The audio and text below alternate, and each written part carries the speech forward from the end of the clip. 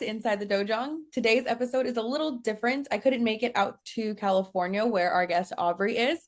So we are doing a little Zoom call style. This is Instructor Aubrie of Victorville Taekwondo. She is a third degree, right? I'm actually a second degree black belt. Oh, I thought you were third. I wish. I'm on my way. I'm on my third test. I'm going into my third test this year, so I'm Oh my about God, that's halfway so there. exciting. Yes. You know what month? April, this is the third one. November's the fourth one. So I should be getting it not this fall, but next fall. Fall if everything goes the way it's Okay. supposed to. Yeah. Oh, so exciting. I know it's crazy. You work so hard for it, and then you're like, nah, it's not gonna take that long. And then you're like, Yeah. oh my God, it's actually really fast. No, my third degree test is in March, and I'm like kind Oh of my freaked God, out a little bit. congratulations. Thank you. Yeah, we have to break. So the bricks our studio used actually, like that they manufactured, they discontinued them. So they like one testing they substituted for like X amount of wooden boards. I think Mm-hmm. some is like 6 1-inch wooden boards, and Mm-hmm. then they found another brick that's like supposed to be equal to the two bricks because Oh like my every degree gosh. you move up, you break like one extra brick. And you know those gardening bricks, like the red ones that have like the Yes. that's what we're using, and they're thick, dude. Yes. I'm kind of Oh like my kind of gosh. nervous. That's crazy. I'm rooting for you. So, And well, you're gonna we'll do see how fine, that but goes. that's crazy. Oh my gosh. Yeah. That one's definitely nerve-wracking. But anyways, first off, let's introduce you to everybody. Just talk about when you started Taekwondo, what your journey's been like, when you got your black belt, things like that. I got you. So, hi, my name is Aubrey. I am a second degree black belt. I earned my second degree in November of 2024, and I earned my first degree in during COVID, actually. I got my black belt over a Zoom meeting call, which I'll go Stop. over that in a little bit, but I started Taekwondo at the age of 11. I'm entering my 11th year now, and I loved it at first, and then I hated it, and then I loved it. It was more of the discipline and consistency of just sticking through it. So I I love it. And then I became an instructor in right after I graduated high school. I ended Okay. up just starting to get the job, and I was like, okay, this is fun. And then over time I was like, wait, I actually really like this. So yeah, now I'm a senior instructor at Victorville Taekwondo. And yeah, I earned my black belt through COVID. So I'm a COVID girl at heart, you know? That's crazy.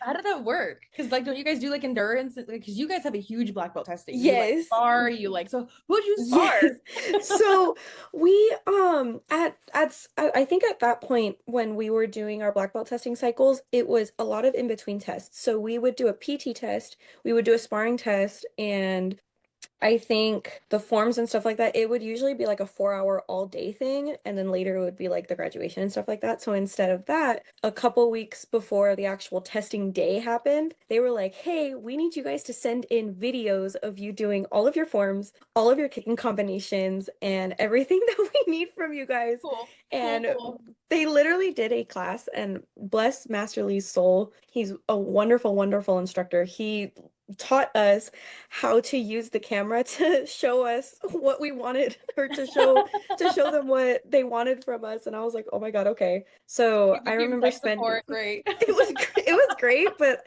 if I'm being so honest with you, 15-year-old me was like, oh my God, this is terrible. Like I hate this That's so much. so funny. So, yeah, we spent like an hour because my family and I did taekwondo together. So, my mom, my little sister, my older brother, and then myself, we all were doing our videos together. So we spent like 2 hours just making sure our videos looked right. And then on the actual day of testing, what would happen is we had to schedule our meeting for the masters to all be present, and then we all did our forms one after another, kicking combinations one Oh after wow. another, and it was crazy. It was crazy. I think in total, because we do deputy black belts, I think it was like six, was it six? No, I think it was like eight of us that got our black belts during like our certified first degree black belts during COVID. So yeah, all of us were in the That's room like, hey, did we pass? insane. I can't imagine. I know the studio I'm at now, they had like they did Zoom classes as Hmm. well.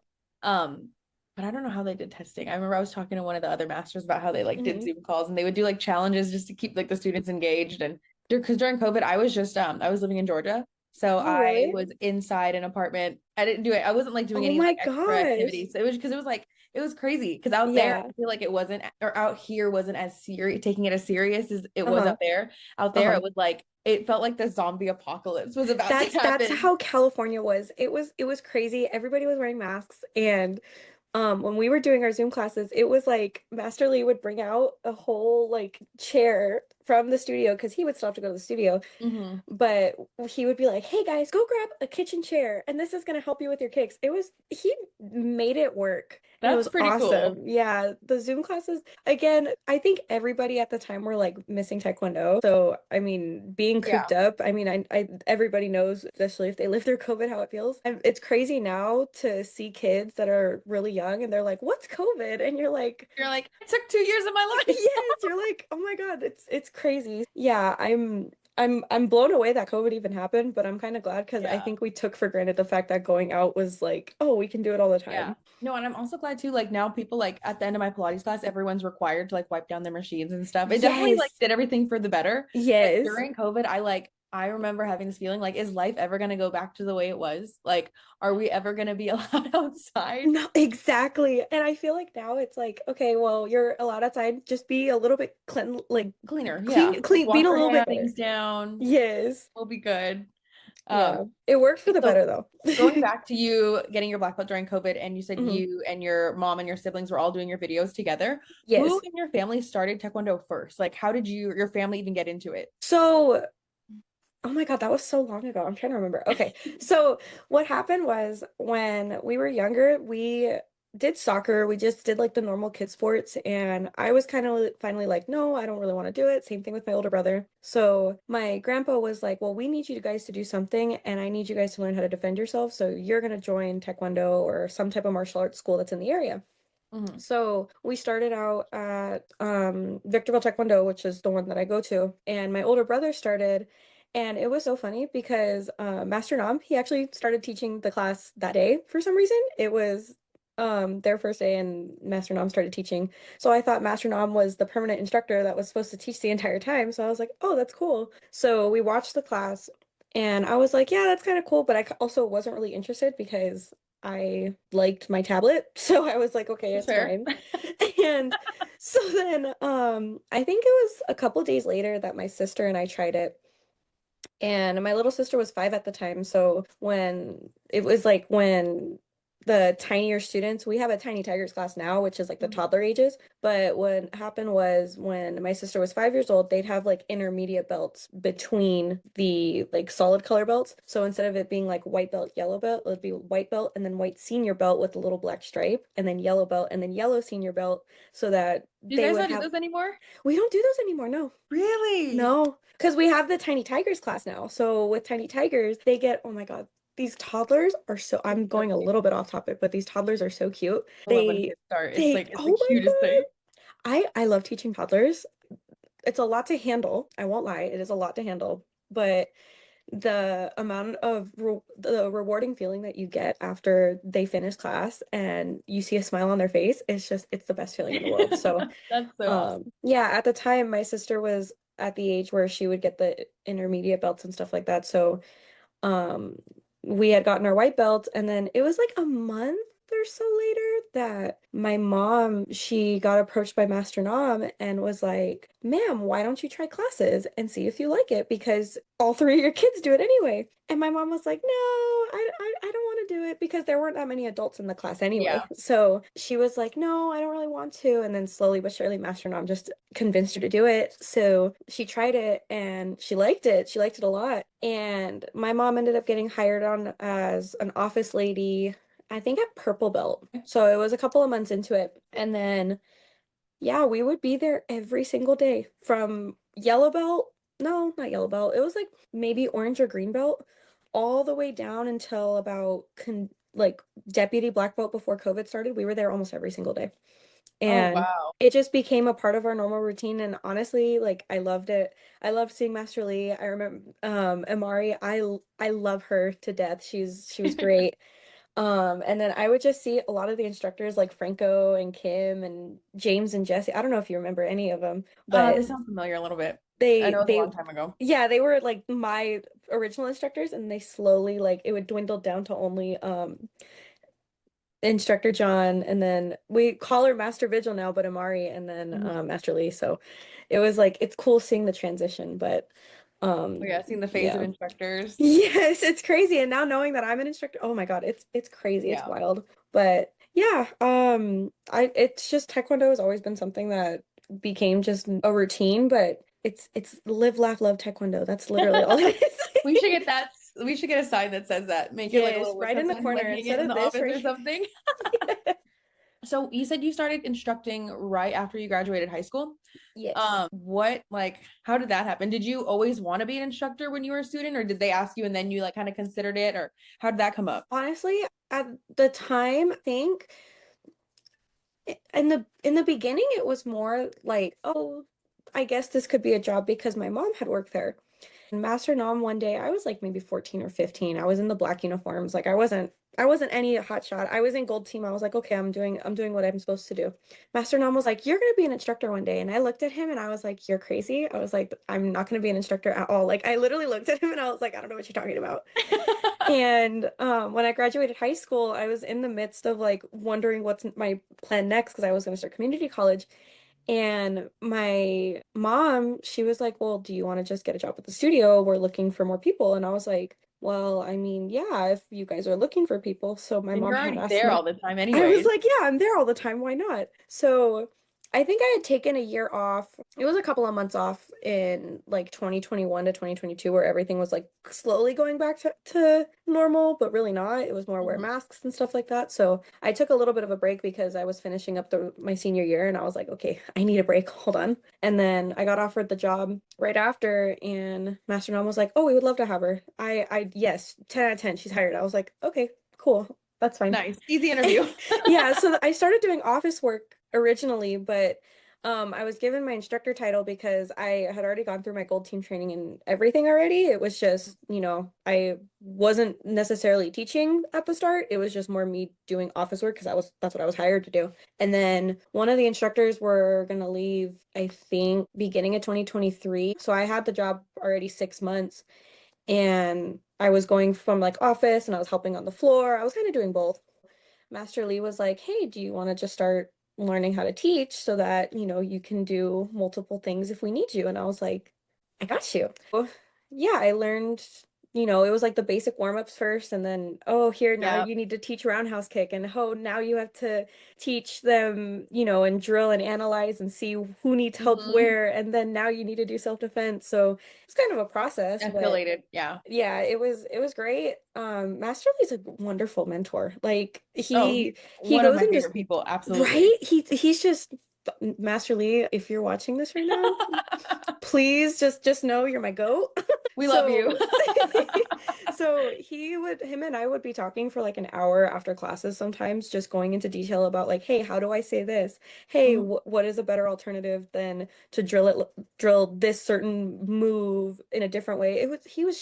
He was always giving me helpful feedback, but not demeaning the way that I taught because I really was like, I was so new to Learning. Yeah. teaching with, leadership and stuff like that. Especially, I mean, I used to do leadership programs and stuff. I was in a military program while I was in high school too. Oh, that's cool. So, yeah, I had a little bit of experience when it comes to like leading people, but when it Hmm. came to actually like teaching them how to do things, it was still really new to me. I know the gold team Yeah. routine. That's really Well, all and it you were is. still young. Like even I know Yeah. 18 is like an adult and stuff, but as far as like leading a whole class, like Yes. you're brand new to this. Exactly. It's so weird in the moment, and then you realize Mhm. it after. You're like, okay, I could have done it differently, but yeah. Once I actually started teaching classes, I would teach mainly weekends and stuff like that. And then whenever Master Lee would be going out of the country on his vacations, I would take over classes. And then I became a senior instructor at the end of 2024, but I had like, Okay. I guess the rank of it is just I wasn't officially promoted. And now I'm going for my head instructor and hopefully master Hey, title within the next year and a half. So congratulations. thank you. I'm really excited. But Cool. yeah, there's so much I still need to learn. I'm nowhere perfect by any means. I actually don't think I'm that great of an instructor, like when it comes to like technical things. Oh, I had to stop. I've work seen for your it. classes. I had to work for it, honestly. I think there were a lot of people, especially when I was getting my black belt, that were Mhm. so much better than me when it came to, how kicks went and just, oh my God, sparring. take me out of the sparring ring. I can't do it compared to everybody else. Like, oh my gosh. So funny. Yeah. Just to backtrack real quick, can you Yeah. explain what Gold Team is? Yes. So, I actually lead Gold Team now, so it's really fun to talk about it because I was also a student in that aspect and now an instructor. I love that they kept Um, the name because it was Gold Team when I was in Gold Team. really? Yeah, so It's such a good name. It's such a actually good name. I just moved, right? So I was going through my Uh-huh. stuff. I Hmm. found, I'm trying to look for it to see if it's in the in my office right now, but I found all of my old belts. So like the old belt system that I had when we grew up. No way. Yeah, and then I found what is it? Now I can't Was think. it the study guide? The little or the test? No, so the old trophies we used to do at the Christmas party, I got Oh like my God. most disciplined in 2006. I Like I was so old, and then I got like it's like best advanced 2005, and I was like, They used to do awards like that? Oh my oh God. yeah. So like back in the day, Hmm. we our Christmas party. I know you guys still doing, but ours Yes. huge because they used to give out like an instructor nominated awards.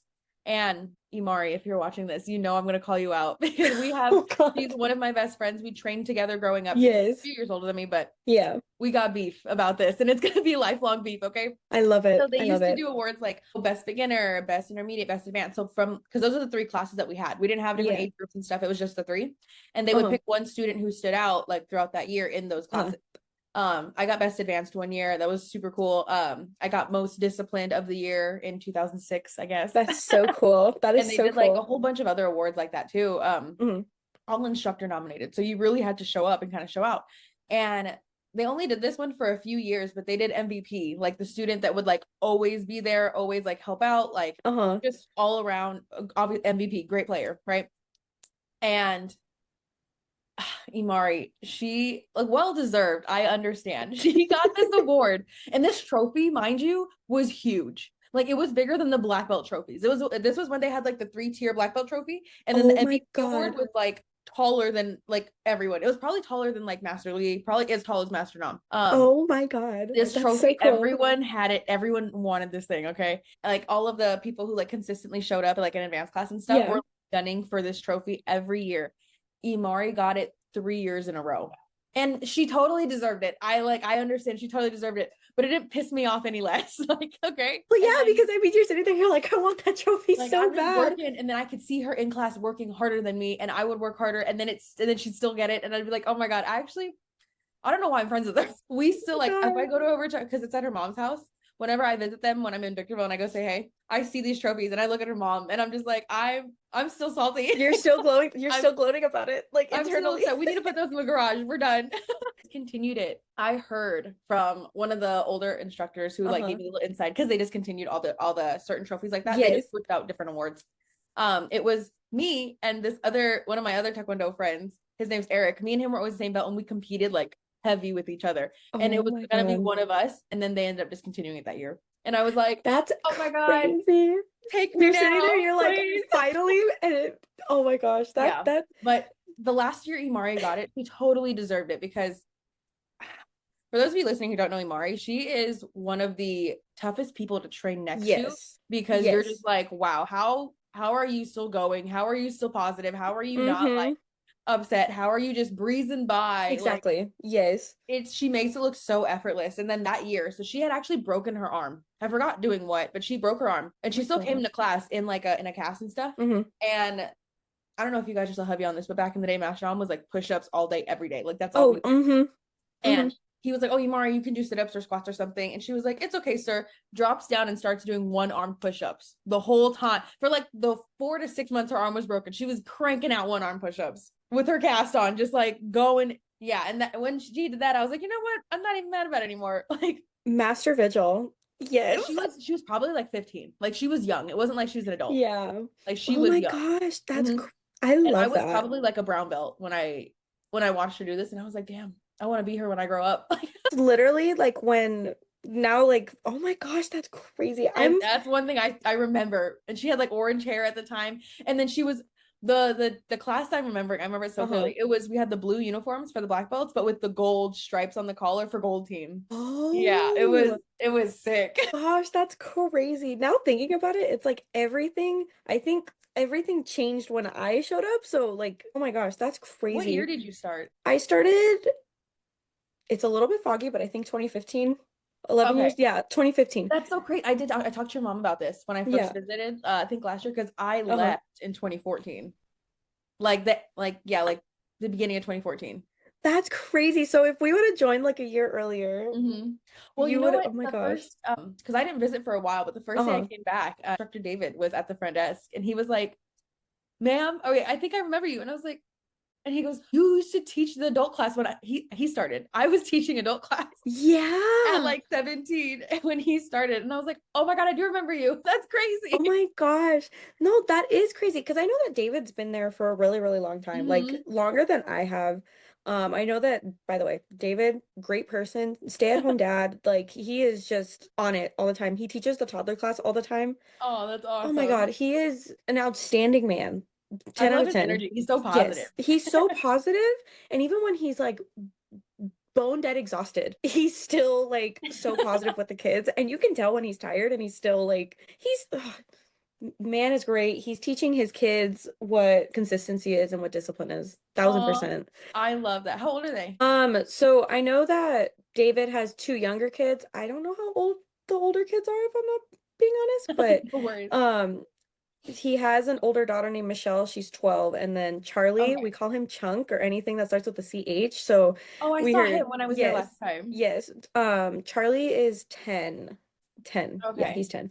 But yeah, I give hugs to Charlie all the time. And Shelly's they're great. higher belts, right? Yes, so Charlie is a conditional black belt, and then Shelly's a And Keybon that's the black one with the belt. white stripe, right? Keybon is the one with the white stripe, and then Okay. conditional is the one above that one. Conditional has the green stripe. The belt system. How was your belt system when you Oh started? my gosh. Okay, Because I know now it's completely different, I guess. so yeah, when Master Lee was telling me about your guys' belt system, Hmm.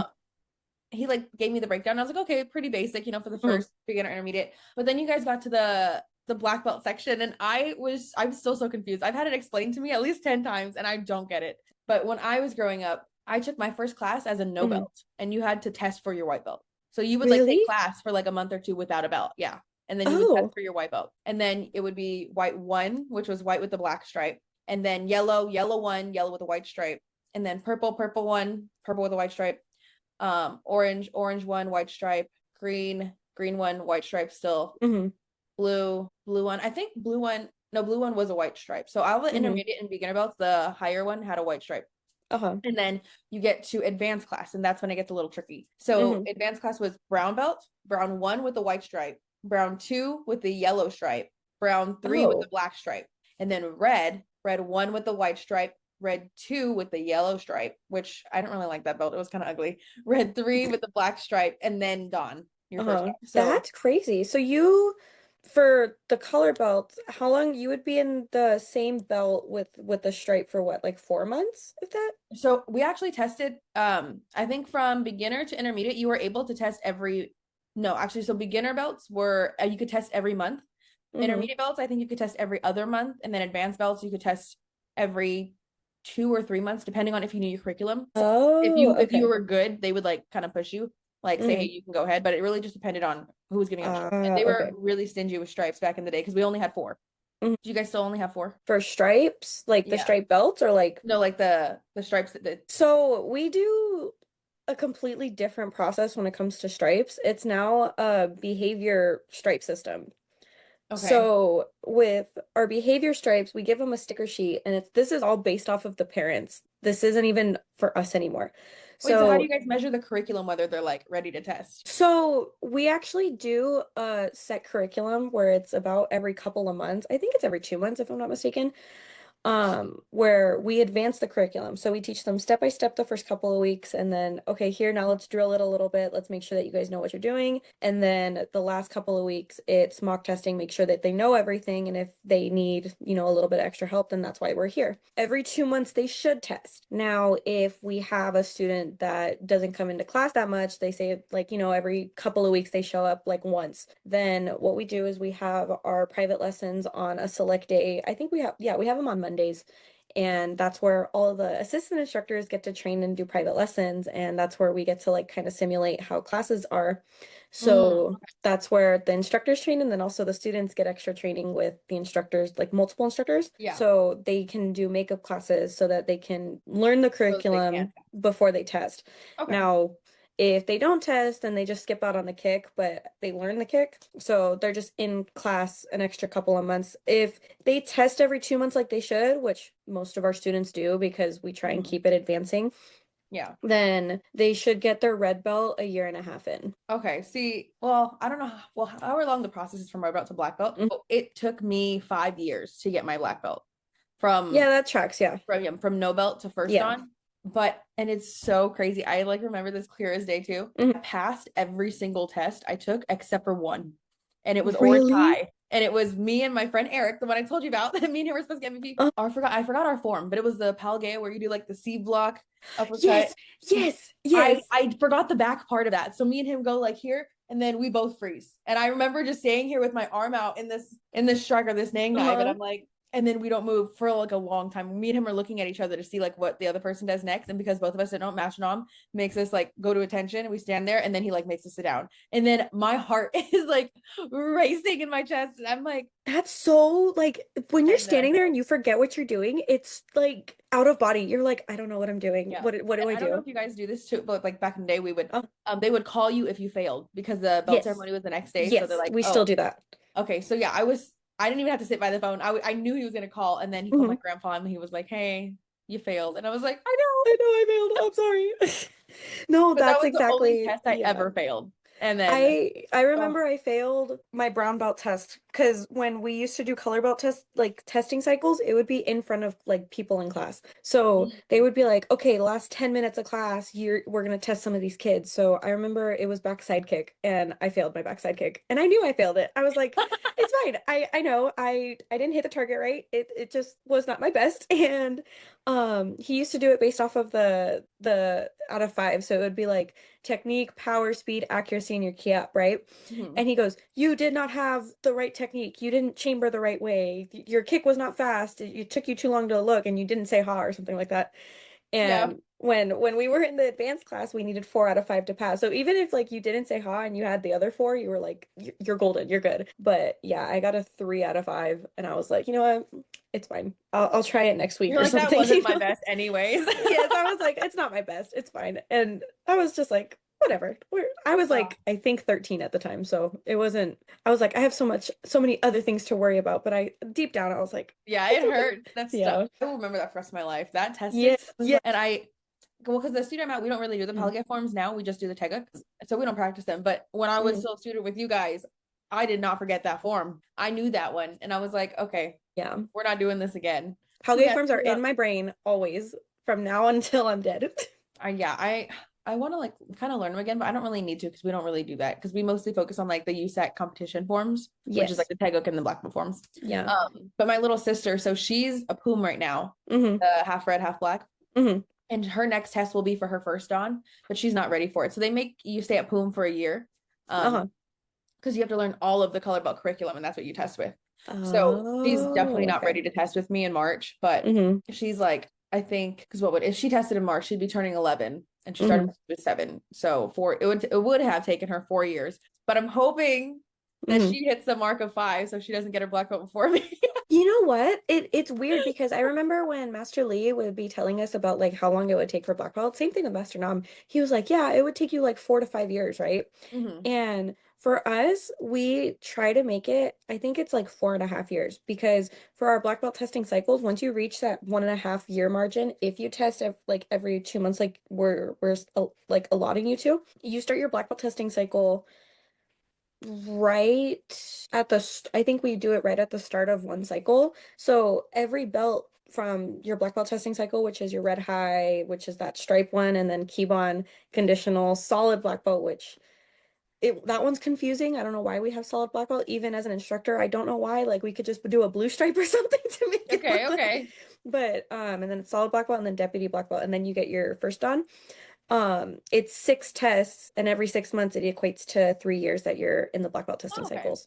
So, yeah, if you have to wait a little bit longer or something like that, like if you do all your tests like you're supposed to, then it's at like the right at 4 year margin. But if not, then it Okay. takes you about 4.5 years. Yeah. Oh man, what a time. Right? So I do want to get into our main topic. So Yes. obviously you've been there for a while, you've been training for a while. You've seen the Yes. students that you grow up with go into gold Hmm. team and then some stay, some don't. Same Yes. thing with me. I've been in a couple gold Hmm. team or leadership programs. Hmm. And um, there is something about the students who are in leadership that end up staying and becoming an instructor, and Yes. then those out of those who become an instructor stay and Hmm. make it like their whole life, like Hmm. masterly. Like, Yes. so what do you think like were the main factors of that? Like, why do from students to instructor, from instructor to master, like who Hmm. stays, who doesn't? Do you think it's like a performance thing? Do you think it's like just kids who are like the Hmm. most social, maybe, so they're used to talking to everybody? Do you think Hmm. it's students with like high leadership skills? Like, Hmm. and I mean, like even you said you didn't think you're going to be an instructor, and now you are. Hmm. So like, Yeah. what do you think plays a factor in that? So, like how I was saying, I didn't think that I was like the best like student Mhm. whatsoever. There were a lot of friends that I had in the program that were like more powerful than me, like they were faster than me at sparring, and I always felt like in Gen Z terms, I was mid. So it's just one of those things where when I look at it from now on instructor perspective, I really think that it's the amount of times that you inspire kids to do better. So we have to do leadership requirements for our black belt packets. Like we have them like do a book report and stuff like that because we're building character at our studio. That's like our main Mhm. focus besides them te us teaching basic taekwondo. It's quite literally you have to be a good person. Yeah. So we have these kids doing leadership if they're 10 and up. That way they can help out students like how when they were in white belts that they had other students help them out. Yeah. So when I would do leadership, the main thing that I would look for is like, hey, how can I, make this kid's day better? I don't know if they're the kids coming from a situation where, they just want something else. I don't know if they had a bad day at school and they don't want to talk about it. I don't know if they had the best day at school and, taekwondo's a chore to them. I just want to make that their day better. Yeah. So I tried keeping that with me a lot when I used to do leadership. And when Master Nam had told me, yeah, you're going to be an instructor, I said, nah, I'm just doing it because I want to, but I'm Yeah. just doing this to get the black belt and then I'm done, right? That's what everybody says. And then I stayed. So it's just one of those things where you have to enjoy it. You really have to inspire the kids to do better. And then obviously your technique has to play a role in, I feel like in like at least 40% of the training for an instructor, you have to be at least good at what you do. Yeah.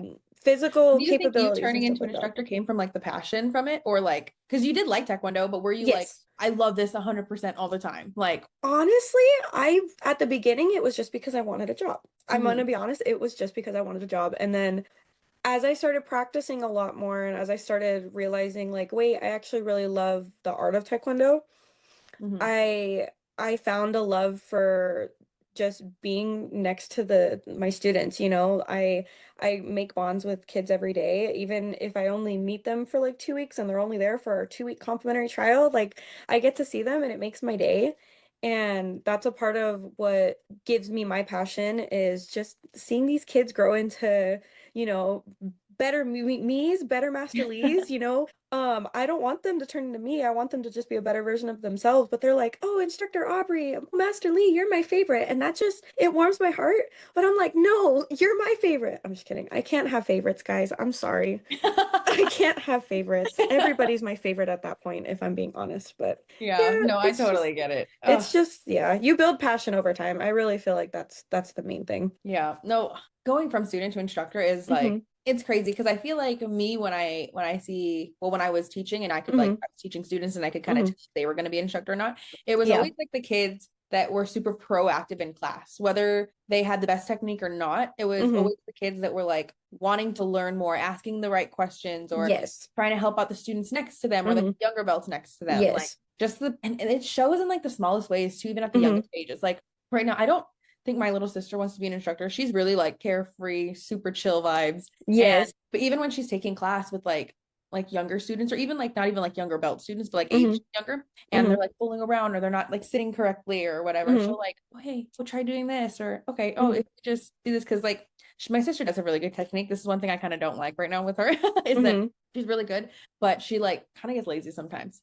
But a lot of the other students in class will like be like, "Oh, like your kicks look so good," and she'll be like, "Oh, thanks." And then they'll ask her like, what do you do?" And then she'll like give little pointers like she's instructing. But I also think I'm gonna toot my own horn. Like I had an influence on that because when she first started, we'd go home and practice, and I would Yes. tell her like with your round kick, oh, make sure you turn your hips all the way. And then I Yes. see her telling another student, oh, you gotta turn your hips all the way, and I'm like, Yes. oh, perfect, click. Honestly, it comes from because I have my little sister too, and Mhm. I think she got a job about 2 weeks ago, like just cleaning and stuff like that. 'Cause at our So studio, how you far apart are start you as a guys in cleaner age? for 4.5 years. Yeah, Okay. 4.5 years. I'm 20. I'm gonna be 22 this year, and she's gonna be 17. So it's a Okay. little bit of an age gap. When she got hired, she's always so good with the kids. Like it's the same thing. I feel like with your sister, like her mindset is I'm not going to be an instructor. I'm just here because I love Taekwondo, you know? Hmm. And oh my God, the But way that's that what it starts it. it starts as That's that what and then it totally just goes starts to it. more. The entire team at Victorville Taekwondo, it's crazy because my mom started as an office lady. She's still an office lady. She's now the Mhm. manager. And I got hired on and I'm like, oh, is it a family thing? Like, oh, are we all gonna get hired on? And then Addison got hired on and Masterly goes, oh, it's the family lineage. It's continuing, guys. It's hilarious. That's awesome. Yeah, honestly, when it comes to like the siblings too, like since you and I are instructors, it's one of those things where they see us at it and they're like, oh, well, that's kind of good to like, bring into, and even like her giving tips and stuff like that. Addison does the same thing, just with all the younger kids too. Mhm. It's awesome. It's like, wait, we're rubbing off on them a little bit, like you were saying. Like then you see like the real influence. Yes, exactly. But yeah, I think a lot of it just has to do also with the way that we teach at Gold Team because with Gold Team it stands for guidance on leadership development. A lot of these kids they're studying off of a script to start and then they're slowly making it their own. So I tell them I'm like, "Hey, use this script when you're learning a front kick or when you're teaching a front kick. That way you're understanding, at least how we say it when I'm in a private lesson or something." Yeah. And then what happens is over time, especially when they start to get to know the material and stuff like that, and over having to do it over and over and over again with live training, they build a habit of this is the way to do it instead of, oh, I'm just going to study off the script. I have this one instructor. She's about 15. She got hired a couple months ago and oh my God, she's one of the best. Because of how young she is, she's been in Gold Team as like in like 3 years. For us, it takes you about 2.5 years to become an assistant instructor. But you really get capped when you're not a black belt at assistant instructor because you need to be a black belt if you Yeah. want to get hired on. So this girl, she had a black belt for a while. We were just waiting for her to turn 15 and a half before we hired her on because work permits, all of those things. She really stuck to it. She is always with the kids and she's younger. She looks like a teenager, so we give her to the younger kids a lot. And oh my God, all those kids, if she is not there at the studio, she goes, they're like, where's Instructor Jordan? Her name's Jordan. Absolutely one of the That's best awesome. I'm gloating about you, Jordan. If you're watching this, just know like I'm backing you up on this. She's one of my like inspirations when it comes to how she talks to the kids. Like I get inspired by a lot of the younger instructors all the time because I know that again, I'm not perfect. I don't really feel like the way I teach sometimes is the right way. I don't think any way we teach is the right way anyway. I think that there's always something to improve on. And Hmm. when it comes to voice and how you talk, especially when it comes to younger kids, you need Jordan's voice. She's great when it comes to the younger kids. So, yeah, I think a lot of, little things are what, excel you to become an instructor. But at the start, it's just your attitude and Hmm. all of that. That really plays a part into it. Do you think the mentorship at the school that you're at plays a big Hmm. role too? Because I mean, you said you were just looking for a job. So say I Hmm. know obviously from personal experience, working about Taekwondo, Master Lee and Hmm. Master Nam, I love their mentorship style. Both of them shape Yes. me a lot. Yes. But say you like started at a different school and maybe you the instructors weren't bad, but they had like Hmm. people that weren't as Hmm. inspiring or as helpful as or as Yeah. hands-on as Master Lee and Master Nam. Hmm. Like, do you think you still would have gone out to stay an instructor? Honestly, no. I can speak from personal experience when it comes to like mentorship and stuff like that. I was in a military program, Mm. and military and Taekwondo, the culture is a little like a lot different actually, not a little bit, it's a lot different. So when it comes to the way that like our military program mentored it, it was just like, hey, do this, like this. This is gonna get you somewhere. And I do it like that, and it just didn't feel right to me. And I started to not enjoy it. I liked the aspect of a lot of the military stuff that I did, but Hmm. the aspects of actually doing mentoring and all of the things that form you and shape you into a leader were not really meeting like my needs, I guess. So when I got the job at the studio, I thought being in the leadership position would be just like how the military program was treating me, and I had a lot of anxiety from it because it wasn't PTSD in a sense, but it was a lot of like flashbacks of like, oh, are they going to yell at me? Oh, are they going to treat me bad if I don't do this right? Yeah. And if I would have been mentored like that, I mean, every place is different. I can't, from speaking from my personal experience, I know that my personal experience is just mine and probably mine alone. But when it comes to like how Master Lee and Master Na mentored me, I think Hmm. that that's top notch, like 1,000%, like the best. And I mean, if it would have come from anybody else, I probably would have stuck to it, I won't lie, but I don't think that it would have like shaped me into the person that I am today type of way. Yeah. It literally just feels like you're talking to an older brother or like a Hmm. fatherly figure. So I think that that plays a huge role into it too. Like the way that it comes across as opposed to like, oh, you're getting coached by somebody, you know? Yeah. No, I agree with that. Even it's so nice to hear that they've stayed the same over so long because Yes. I started instructing there when I Hmm. was 14 and a half. Like I Oh got my my work gosh. permit. Yeah, I don't know if it's Uh-huh. the same legally now, but I Hmm. had to go have my guidance counselor sign it off and things like that. And I would, you know how they do it. They let you just do Hmm. warm-ups and then they let you Yeah. do like one exercise and they kind of like feed little Hmm. bits of like letting you take over Yes. class into it. And after like say I did warm-ups and I forgot to do one thing, it Hmm. never felt like they were like I mean they were correcting me, but it never felt like they were scolding you. You know, they're hey Yes. like, I like how you do this, but try to tweak this a little bit or try and tweak that. No, it's always like PCP, man. CP, I was gonna say it's PCP, it's praise, correct, and praise. It works so well.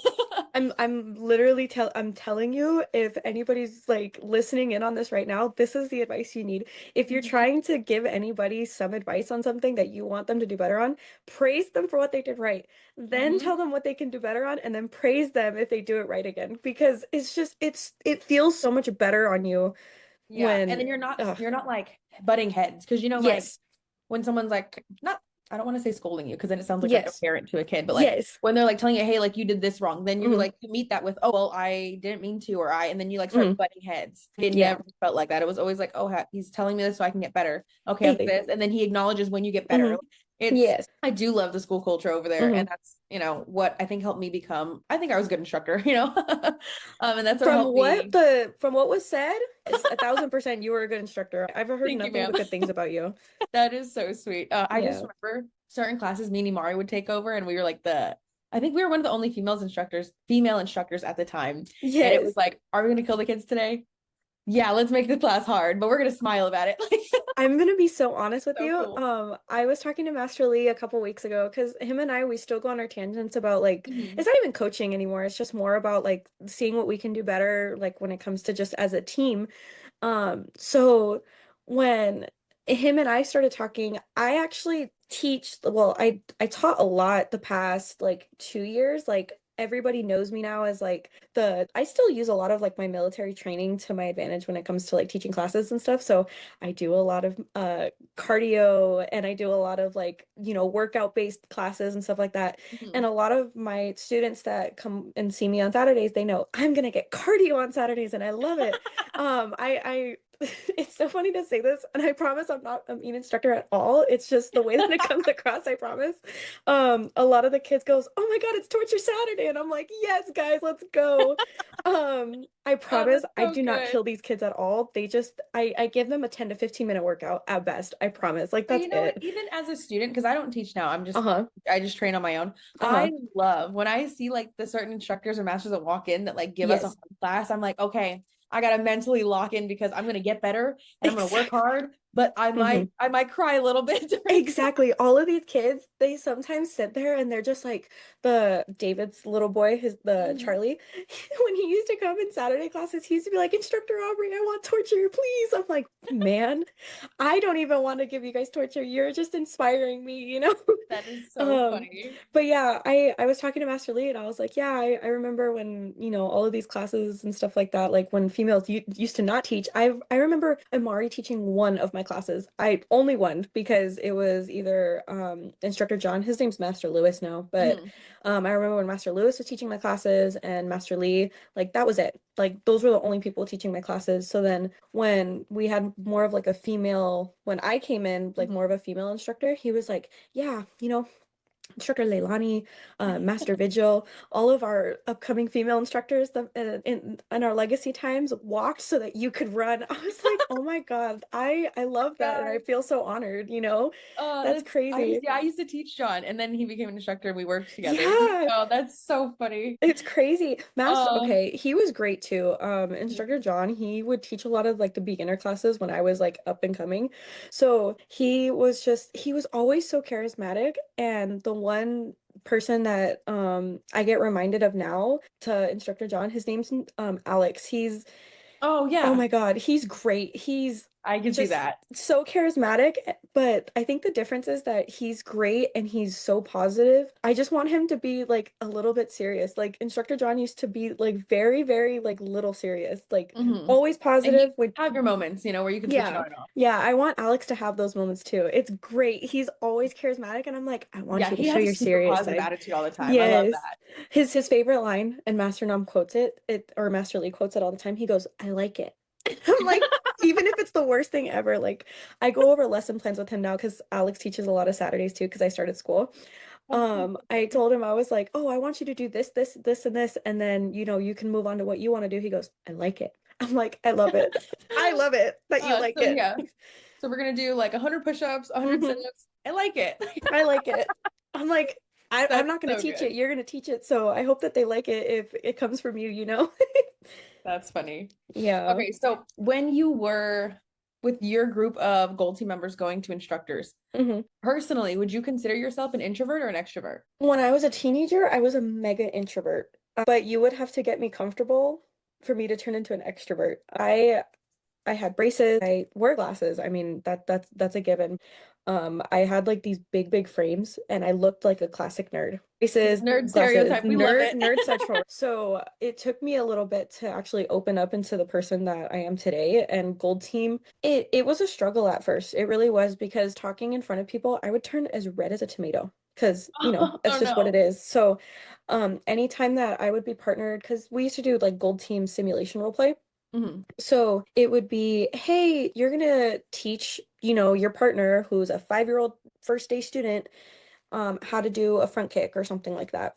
And I would be sitting there and I would just freeze. I would freeze for like 5 seconds and And then you're partnered with like your friend who's pretending to be a 5-year-old. yes, and they're just sitting there and they're like, are you good? And I would be like, hold on, give me a second. Oh my This gosh. was this was so prolific for me, and I remember this to this day because it was a turning point for me, and I finally realized that, I do have it. It's just that I need to get out of my own head. I was about a red belt, I think. And Master Lewis was teaching the gold team. It was John, and we were all in a circle, and we were learning focal points, and we were learning like the four rules of teaching already. PCP. All the things that you need to know. Just now, I'm gonna give you a random kick, and you have to teach this kid how to do it. And I was sitting there, and I was hyping myself. I was like trying to hype myself up. I was like, "You got this! You got this! You got this!" And they were giving roundhouse kick, they were giving side kick, they were giving all the kicks. I'm like, "Okay, I got this! I got this! We're gonna be fine." And then I go up there and he goes, teach skipping sidekick. And I just was like, oh, like I lost all of my color. It was one of the worst things ever. I was like, I had to skip. I thought you were just going to give me sidekick. Oh my And God. I sat there and I was like, how do I say this? I was like going over it in my head, like all of the things that I did. And I didn't even know how to just say add a skip. Put your foot in, like Yeah, and get then your foot close and then bring your leg. I froze. And I was like, "Can I pause really quick?" I was about to cry. And he was like, "No, get it done." So I finished it. I ended up oh getting my it God. done. And then he was like, "Give her a big hand." And I was sitting there and I was like about to vomit. And I run to the bathroom Oh and no. I had a massive panic attack because I think I was like 14 or 15 at the time. Mm. No, I And it's was a lot too. They put you on the yeah. spot.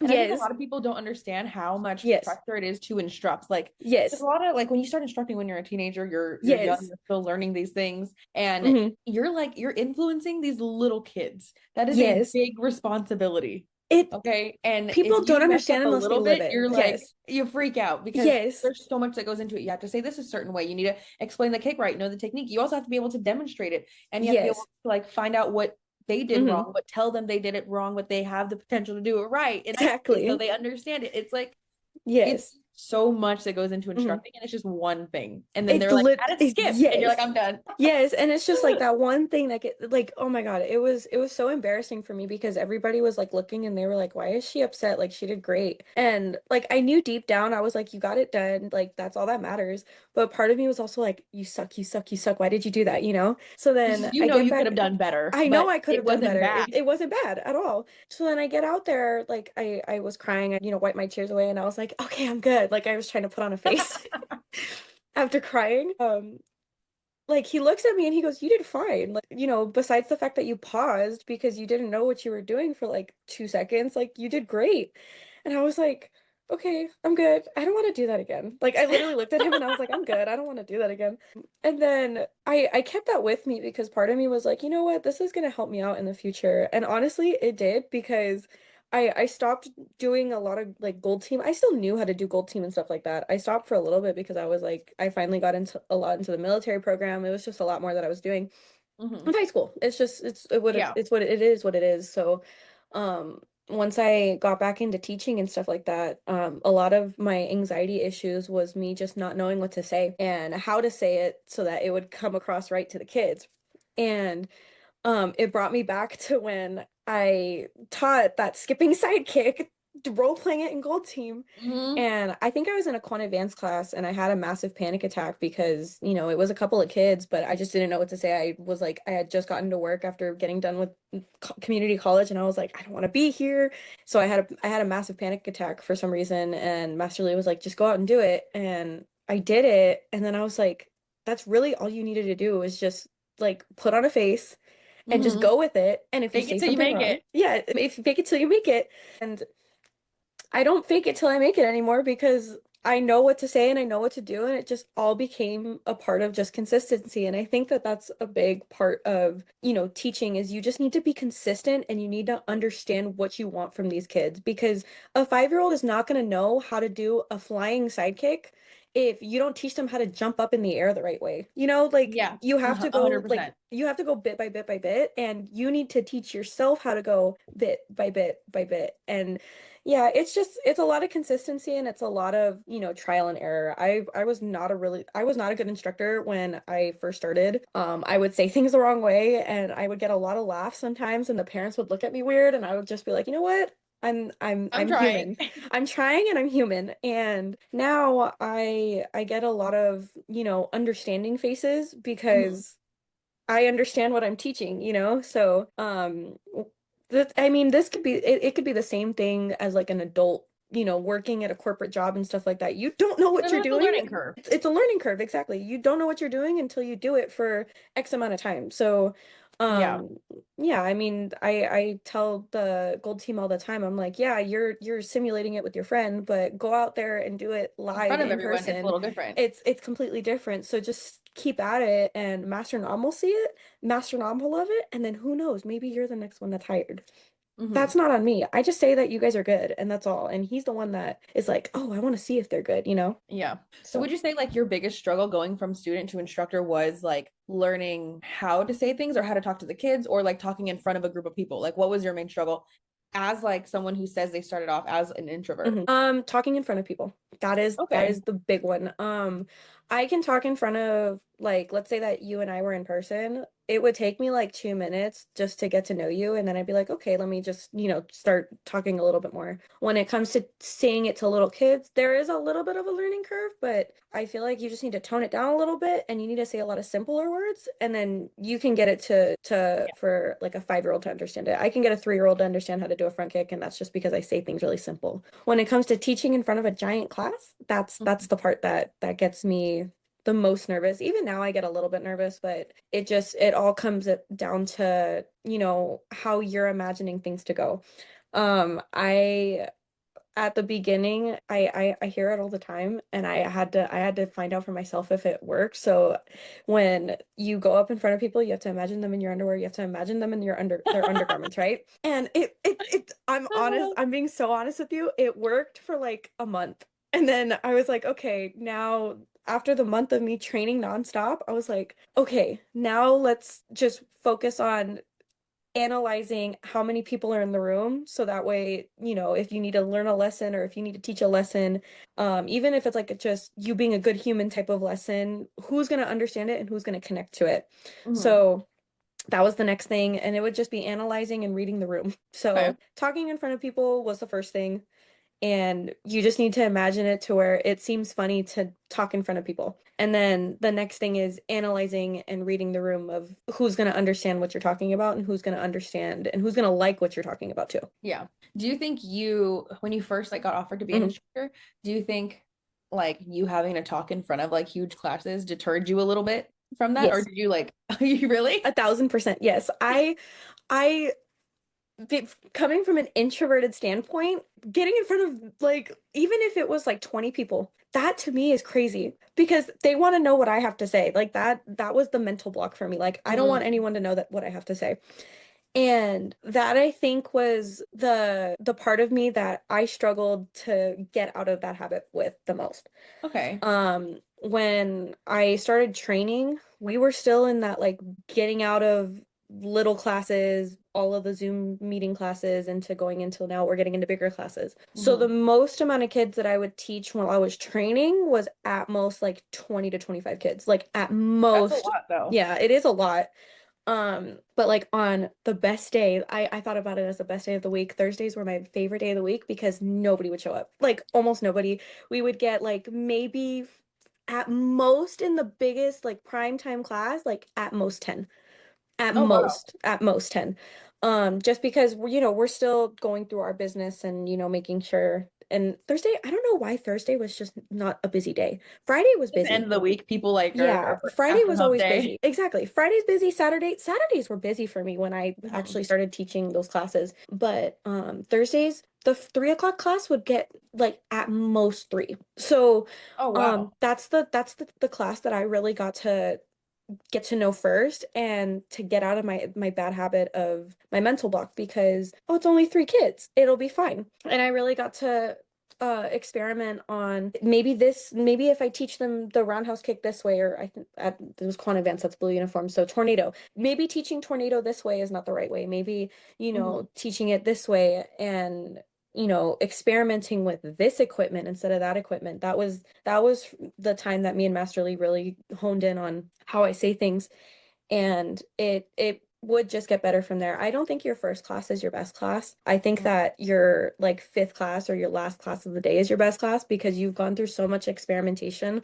on what you're saying anyway that your last class is like You know what's been going on, like you figured it out. exactly. Yeah. So, yeah, my mental block was just, getting out in front of people. But over time, because of my little bits of training, it was always, hey, let's give you three kids. Okay, hey, now let's give you five kids. Mhm. Hey, let's give you 10. Now let's go really crazy. Let's give you 15 kids. So, Yeah. yeah, I mean, And to and get there's a like lot that's a of lot of variables. kids. Yeah, it is a Especially for lot. someone who's so young, like that's a lot of kids. I know Yeah. when I started, I would say I'm more of an extrovert person. So like Yeah. I don't mind talking in front of people. Hmm. My thing was I overthought everything I did because I didn't Hmm. want to do the wrong thing. Like I think Yes. I looked up to Master Lee and Master Nam Hmm. so much that I didn't want to mess up so Yeah. bad to where I would like not like stutter, but I would like trip over my own words Yes. because I was nervous about the students and everyone watching me. It was because Yes. just those two people were watching me. Yes. And No, I I was agree just with like, that I can't too. mess this up. I don't Yeah. want them, and not that they would get mad, but I Hmm. would be like, oh my God, I don't want them to get mad. I don't want to disappoint them. Like this needs to be perfect. And I'd always like, You're in your own head about it. You're like, I don't want to do yeah. this wrong. Okay, so I remember you said you teach adult classes. Were there any other classes that you taught, or was it just adult classes? So they kind of like threw me around. So I took whatever, if it was me and Master Vigil teaching, then Mhm. she would pick whatever classes she wanted and I would take the extras. Oh, So okay. I would kind of let her, obviously she was my senior, so I would let her Hmm. do whatever she wanted and then I would have her just tell me what to do. That's so cool. But adult class I liked because it was there was way less pressure. I mean, I know I Yeah. was like 16 or 17 teaching adult class, Hmm. but some people, I don't know, I don't think anyone thought it was weird, but I know like the Yeah. difference. Hmm. But I don't know, it was way less pressure, usually the last class of the day, so Hmm. everyone's in a chill mood. I liked it a lot. Hmm.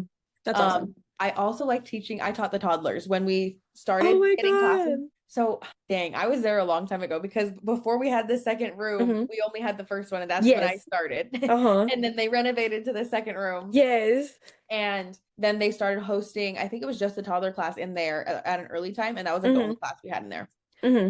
I taught that one, and that one was so fun. That's Like I just love those little awesome. kids, and they're so cute, and you have to They be serious with them, but are.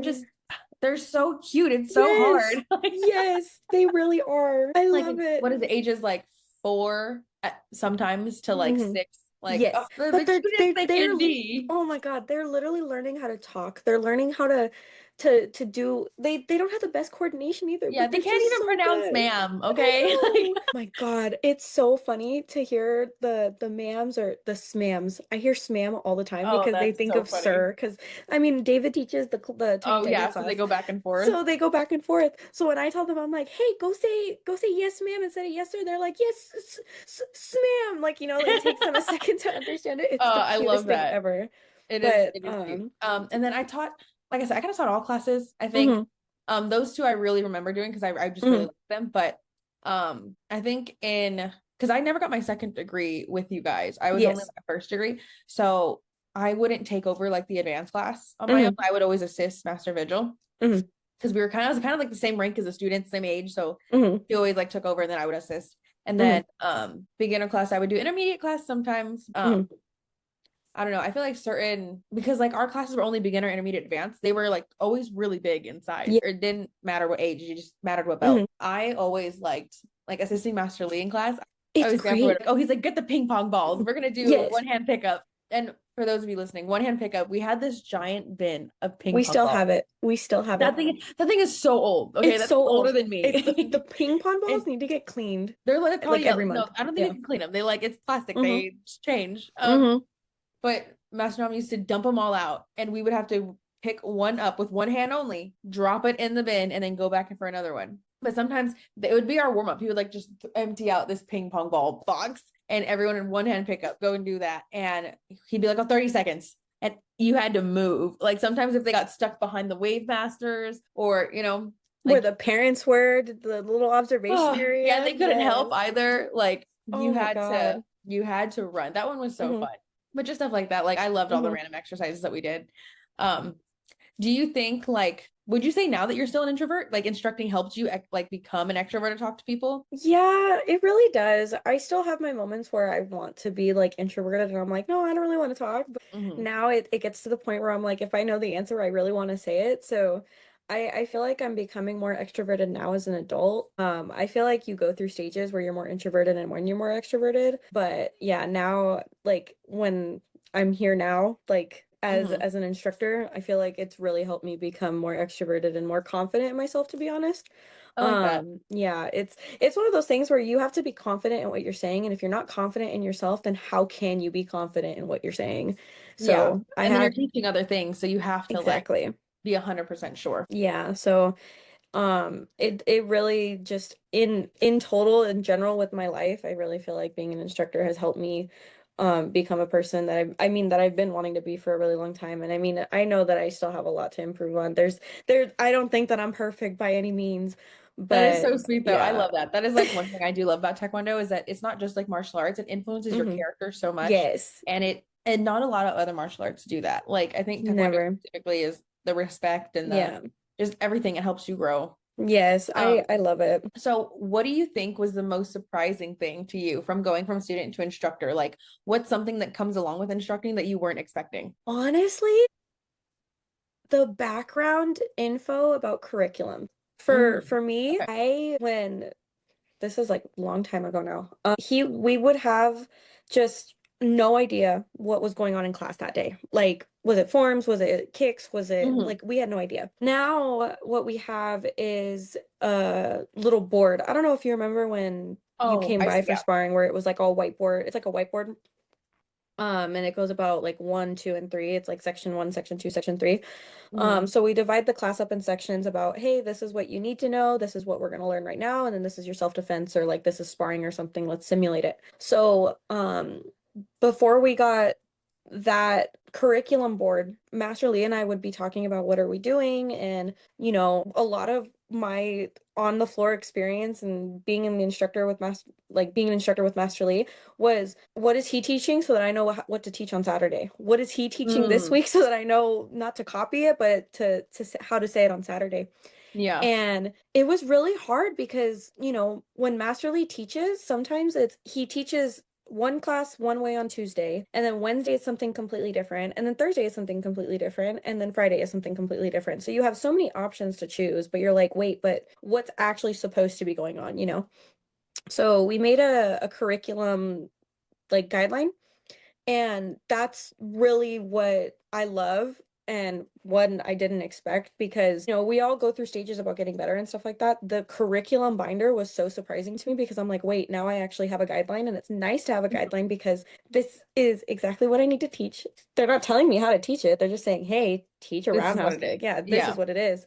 And if they become advanced or something, then teach them footwork with roundhouse kick or something. And it's just nice to hone in and see, oh, all of this curriculum in an hour. It's great. So um yeah, a lot more of the background knowledge and stuff like that is what I love. I mean, I work in office, and I also work in like the floor area too, so And so I you get the think, full picture. yeah, getting the full picture of like, oh, this is the gear. Oh, this is how everything works. Oh my Hmm. God, this is how you order gear. Like all of that is so surprising to me too, because, you don't really realize how much work goes into running the business until you actually work in the business. So Yeah. And as a student, you're just like, I'm here to have fun. Like, exactly, exactly. And I still, honestly, to this day, I still have so much fun. I really feel like now that I have like a job and I'm working there, I mean, it still feels like I'm taking classes, but I feel like I have more of an important role, and I think that that's not really deep down what I wanted. I think that when I was younger, I did want to know the bigger picture, and now that I have like see the bigger picture from like insider personnel type of way, mhm. it's so cool to have. That's awesome. Yeah.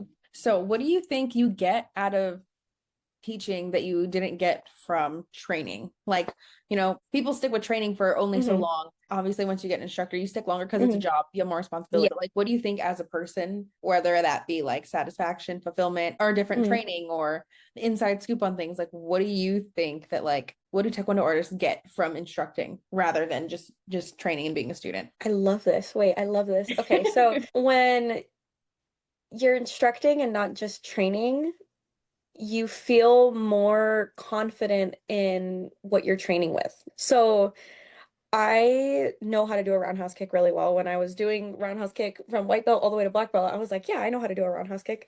Hmm. And when I actually, because in Gold Team, you know how to teach a roundhouse kick, you know the routine of teaching roundhouse kick and stuff like that. But when you're actually teaching kids up in front and you get questions on, why do you teach it like that? Or why do you have to turn your foot so much? And why do you have to do, Hmm. and you have to explain why the steps are the way that they are. And you have to really hone in on details that you didn't even think about yourself because you just know how to do it.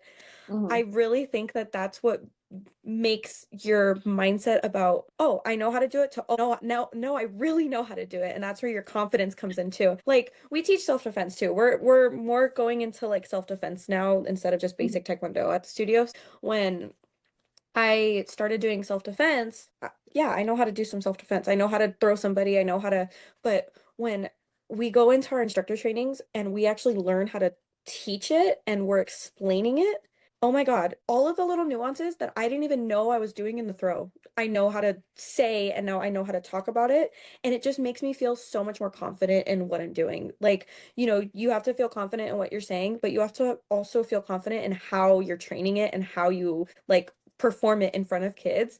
Once you Hmm. have all of those tiny little details, it just feels so rewarding when you know exactly what you're doing. And I think that that's one of the most rewarding parts for me. But I really feel like when even just in general without being a martial artist, if you know how to do a skill and you actually learn how to teach the skill and you find all your little tiny details and stuff like that, it just Then you like master the skill. you master the skill. Once you teach a skill, I think that you've mastered it. I don't think that you've mastered a skill if you know how to do it based off of routine. Yeah, you have to be able to teach it. That's exactly Hmm. what master taught me to say all the time. He'd be like, "Oh, you can learn how to do something, but you don't truly know how to do it until you teach someone else to do Exactly. it." And that literally is once you become an instructor or once you become a teacher, once you become like more of when you get put into a leadership role, Mhm. that's what tests you on how if you know how to do it or not. If you can teach it, then you know how to do it.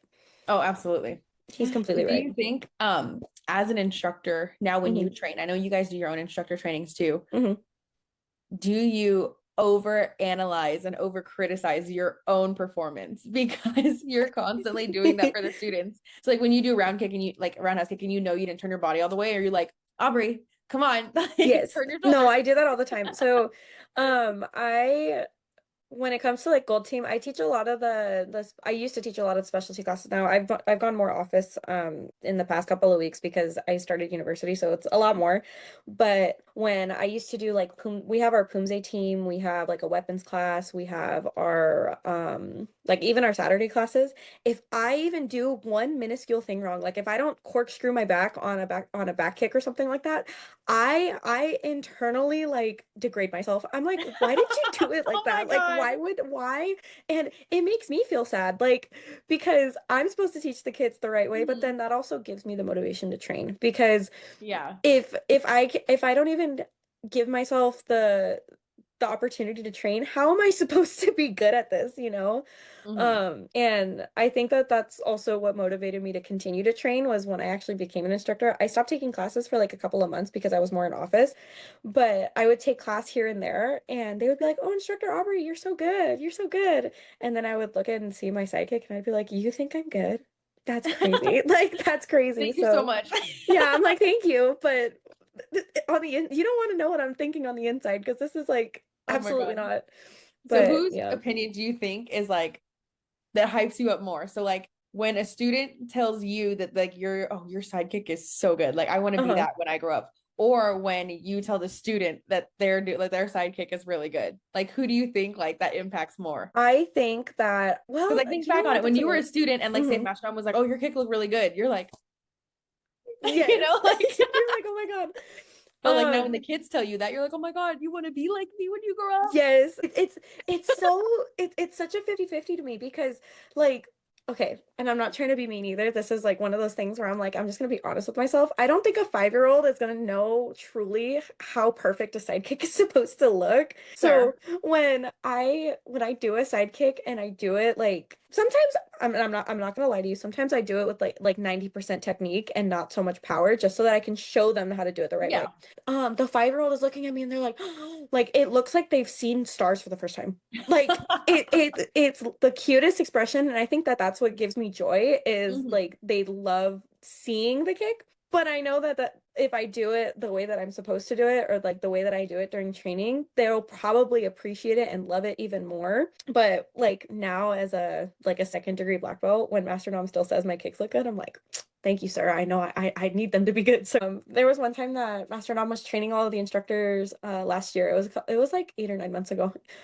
He was like, "Oh, rate your kicks on a scale from 1 to 10," and I was sitting there and I was like, "Oh God, like I don't want to be like perfectionist, but I also don't want to say like."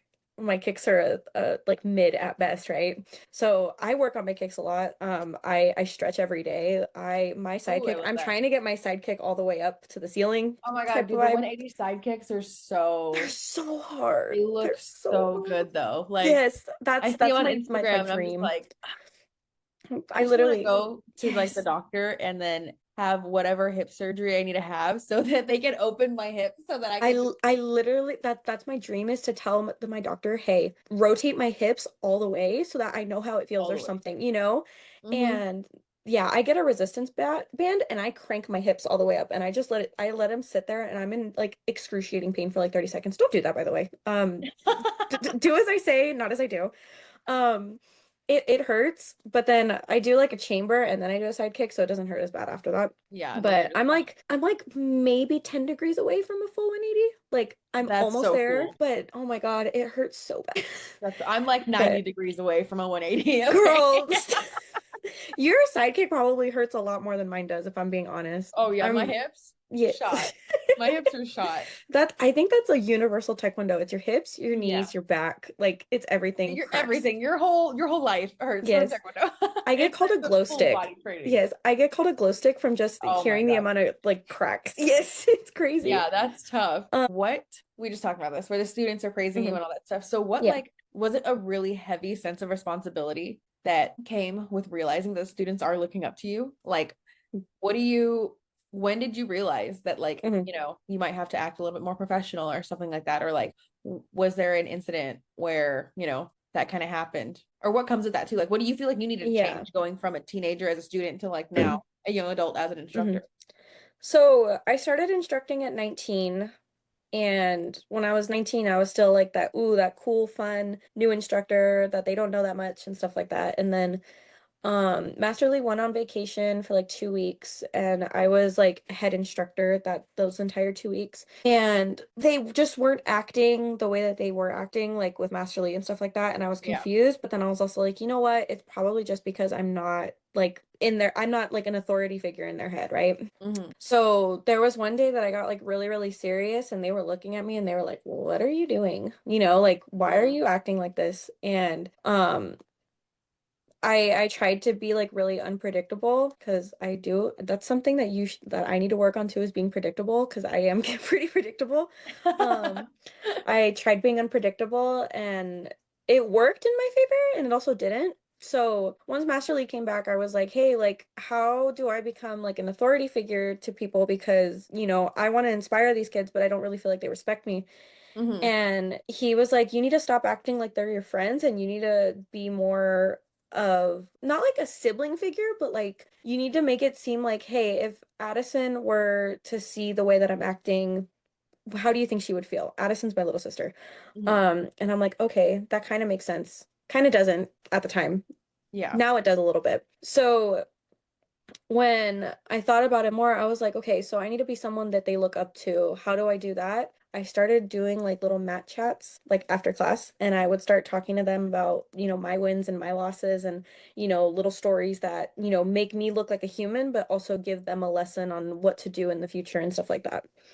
And I think that when you start to get the kids from like white belt and you do mat chats with them a lot and stuff like that, and then they slowly start moving up in the ranks and stuff like that, and they see your growth and you also see their growth, that's where you get the respect and that's where you get the, you know, the inspiration and stuff behind it too. So, there's this one girl that's in gold team. She's going up for assistant instructor in the next couple of months. If she's watching this, hi Ava. Her name's Ava. I started working there when she was about a yellow belt. And I would talk to her and I would always make sure that she was okay, like all students, but there was something about her that reminded her of me. And I was like, okay, you know, like she's a student, and I'd always make sure, again, that she was taken care of like everybody else. And she's a conditional black belt now, I think going for solid black belt. And What about, ow, I just hit my hand. What that's belt color is like conditional? conditional's the black with the green stripe. So she Gotcha. Okay. just made it to like the advanced, like the last advanced class that we have. And she finally opened up to me and she was like, Instructor Aubrey, I have always made sure that I like have the good technique and stuff like that because of you. I was like, huh? I was like, what are you talking about? And she goes, ma'am, you're one of the biggest inspirations in my life. And she's never Oh. opened up to me like that, like at all. And then she did. And I was like, so one of them did. And then I'd be sitting there and I'd be like, oh my God. So how many students besides just her think like that Hmm. to me? So now I don't, Yeah, and just aren't saying anything. yeah, it's just like, oh my God, that it's so every single time that I walk into work, I'm like, you need to be a person. You need to be nice enough. You need to, ask the right things and say the right. It's just always how you portray yourself because, again, you don't know if the kid's coming back from a bad day at school. You don't know if this Yeah. kid just got into an argument with their parents. You don't even know if they had a good or a bad or just any type of day. What if they just come here because it's like their second home? And that's what really sticks with me. So I always try to be Mhm. like a big sister to people and stuff like that. And I think that that's what really gets you to get inspired by the kids is when you treat them with the respect that they really deserve. All people deserve respect, even from wherever they come from, even if they treat you bad because, they had a bad day themselves. I don't really care if I get treated bad. It's just, I remember a kid one time hit me because they had a really bad day and I was like, oh, okay. But it was during sparring. I was like, that was a good hit. Good job.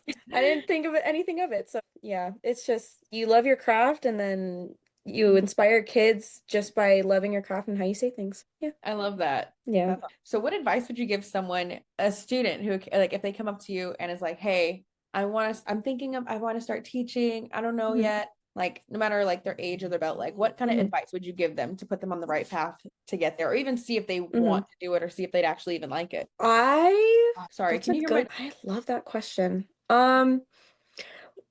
I think that it's always good to put yourself out there even if you're not really sure.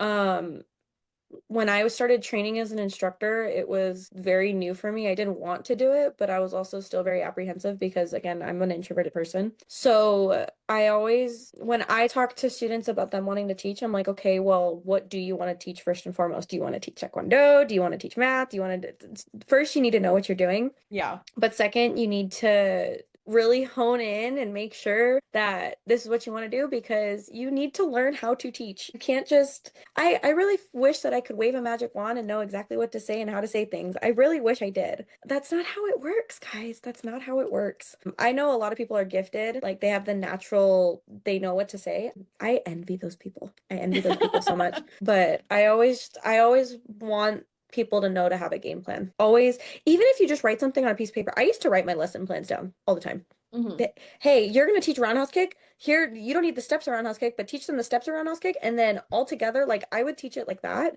And then now I just jot it on my phone, roundhouse. That's all I want them to learn, right? Yeah. So, it's a game plan first. And then once you have a game plan and you execute your game plan, then the next thing is, how can I execute it better? How can I, refine my skills and stuff like that? So you try it first, see if you like it. And if you really like it, then set out a game plan. That's really it. I love that. Yeah. Super simple and straight to the point. Yeah, basically. No, honestly, I think instructing is like one thing that did have a huge impact on my life. Like hmm going from that to like finding a job in like the workforce out Yes. there and doing that, Yes. it like gave me confidence to interview with people. Like I knew who hmm I was, I knew like how I worked, and it hmm influenced my work ethic now, like Yes. going above and beyond, just trying to make sure I can do my part hmm and actually like help everything work the way it's supposed to be in any type of situation. I Yeah. think it's so rewarding. Even if like kid like my sister for example, she's hmm turning 11 in March. If she doesn't want to instruct, she hmm doesn't want to instruct, it's okay, but I do think Yeah, if she exactly. showed any type of interest in it, I would totally encourage her to do it because Yeah. even if she only did it for like a year or two, like I think it just Exactly. puts a different I perspective always or picture yeah, of I life. always tell people like especially the kids at the studio that are like assistant instructor and like could potentially get the job. I always tell them I'm like, "Hey, this is a really good first job for me. Not only is it super flexible with my schedule because hmm I was in community college while I started teaching and stuff like that, so I was not only doing school, but I was also doing my job and it was like a lot for me to handle. But it was enough for me to be like, "Hey, I need this time off. Hey, I need this time off," just so that I could focus and, it's a good starter job because you not only have the flexibility to do multiple things at once, you also have the leadership and the mentoring hmm to learn how to communicate better, to learn how to manage a bunch of classes and stuff like that too, because you're managing kids, you're analyzing the situation with parents, you're analyzing what all the kids can do better. Like there's so many other layers that are involved with teaching classes that I don't think a lot of people understand unless you live it. yeah. So if you're teaching assistant instructors to teach, this amount of kids, it's it's just a process that once you actually go into the workforce and you're managing your own team, it feels a little bit closer to home because you've done hmm it before already. So Yeah. yeah, I No, love it. I love this. So I don't have any more questions for you. Do you have any questions for me? One question that I have for you is it's more of like a difference in studio question. I know that my studio does basic taekwondo, but we also do like basic boxing and like basic self-defense and stuff like that, just Mhm. because we want our students to be More like MMA rounded and more style. kind of MMA. I don't like to say MMA though because we're still like to the bare bone taekwondo, Yeah, but Taekwondo roots, but like other yes. types of martial art influence. Yes. Are you guys basic taekwondo or do you guys also like explore mixed martial arts and stuff like that too? So we are an Olympic Taekwondo school. Like we Yes. 100% Taekwondo all the time. I And love it's that. really true and traditional, but a lot of Hmm. the methods that we use and the exercises that we do are Hmm. like, I don't want to say experimental, but I want to say more like creative, Hmm. more we like try a whole bunch of new things. Like there's different Yes. exercises and stuff, but all like the bare bones of Hmm. everything is Taekwondo. That's Like we so don't do cool. any like throws or any like grappling or things Hmm. like that. Because most of our school is like all the extracurriculars, like competition team Hmm. or mainly like our competition team, like our Poomsae team and our Hmm. sparring team. Hmm. It's all USA TKD, AAU, we do Olympic Taekwondo. So That's super cool. we do have to have that fundamental down Hmm. and do everything by those standards in order for us to compete in those divisions. Hmm. Um, but we do have like this is like not martial arts related kind of, but Hmm. our demo team does like Taekwondo dance. So like because a lot of That's our so instructors are like hip cool. hop dancers too, so they Uh-huh. like incorporate we do Taekwondo moves to a beat like on song, but like in different performances. It's like it's pretty cool. Like I really actually like our demo team. That's so Um, cool. Oh my God. yeah, we have if you want to check out our last like demo showcase, it's Eagle TKD LV on Instagram. And I think it's one of our reels. It starts off Hmm. with like everyone in like red, that's our demo team uniform, and like the lights. It's really cool. Honestly, it That's was super so fun. cool. Oh my I'll send it God. to you after the call because I got it was you. a super fun experience. That's so, Um, so cool. Oh my God. I love but as far that. as like other influences, not really like Hmm. during class time. That's like probably Hmm. the only thing. Oh my gosh, that's Mhm. really, really cool. I always, because I know that again, I started basic taekwondo. Like we do all of our tournaments in-house because of the way that our sparring is and stuff like that, because Mhm. we don't follow the standards of Yeah. normal Olympic taekwondo. So what I always like get caught up in is like, oh, well, is it point based? Like ours isn't point based at all. We're just, we're just here to duke it out and have fun. Yeah. So I'm always curious to see the differences and stuff like that between like our martial arts school because we're completely different compared to normal like basic martial arts. Mhm. They're not basic, but like taekwondo schools. I noticed when you were talking about the Palge forms and stuff like that, you guys don't study Palge forms. We actually study Palge forms in our black belt cycle, like our black belt testing cycles. If you go to your Mhm. next degree, you need to know your Palge forms. So when you got there, was it kind of like a culture shock for you that you're not doing Palge forms So anymore? kind of but because I had taken, so after high school, like my Hmm. senior year is when I stopped instructing and stopped training. I took a Uh-huh. 9 year break. So it Oh was my like, yeah, gosh. 9 years. I didn't train at all. So I didn't remember really anything. Crazy. So Okay. going back, I was like, Hmm. I saw the Teguk forms and I was like, I kind of remember some of those, like not really.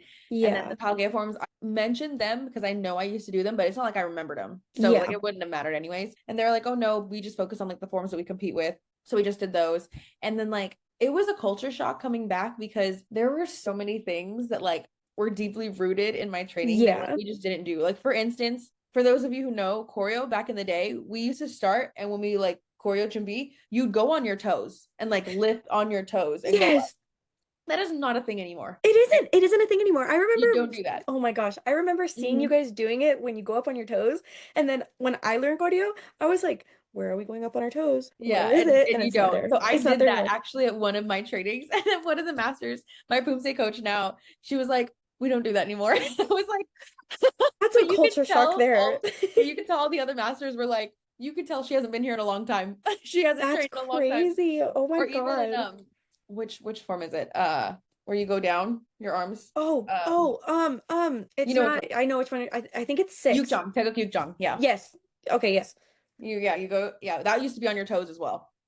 Um, just a whole bunch of stuff like that I had to relearn. And like back in the day, we didn't do preps either. So when you do your low block, you prep like this, and then you Yes. go down. We didn't do preps. We just kind of went there.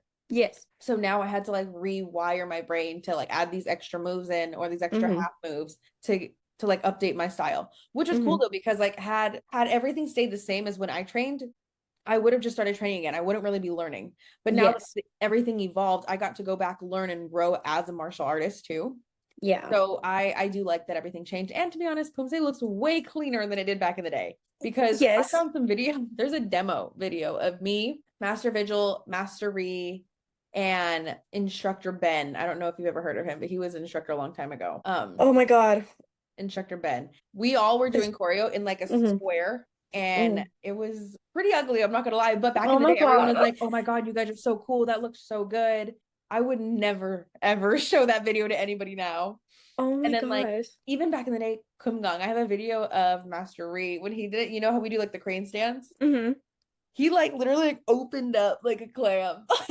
But that's just how it What? was back in the day. Oh That's my literally just how God. it was growing up. I love And that, but I'm so it's curious. it's I need to crazy. ask Master Lee. I'm gonna be like, where is the Kumgang that Master redid where he's opening up? Please, I need to Yeah, see it. like I really I feel like he it's has so it. fun. But like that's how everyone did it. Like Yeah. it's just so funny. And I love how like clean and precise Poomsae has gotten. I Like love it. it just looks so good. It really Chef's kiss. does. So good. Oh my God, that's my favorite part about teaching is Poomsae. I love the just everything about it. It's so structured. It's so precise. It's just once you know Yeah. and once you get it to like a T, oh my God, I Yeah, love no, it I so like much. Poomsae a lot because of the structure. So right now for Hmm. my so we do tips for black belts. Like we have a Hmm. stripe on like the center, the back of our belt Hmm. for the different levels. Mine's red right now going to third degree. And all of my curriculum is creative. So I have to create my own forum. I have to create my own bow staff routine. I have to, and I am so nervous about it because that is so hard for me. Everyone's like, oh, it should be these. You do whatever you want.